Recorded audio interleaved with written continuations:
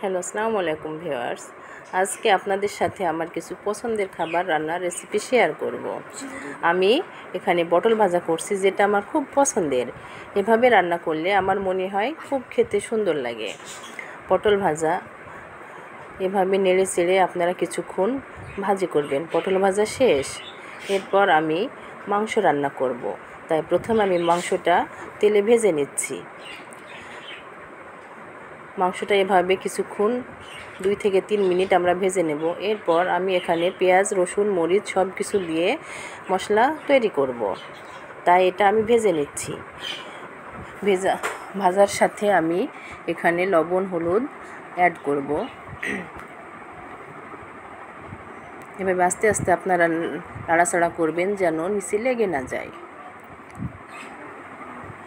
এরপর মশলা কষানো শেষ হলে আমি মাংস এবং আলু একসাথে রান্না করব, তাই দুটো একসাথে আমি নেড়ে নিচ্ছি। এটা কিছুক্ষণ ধরে আমি একসাথে ভালোভাবে কষিয়ে নেব।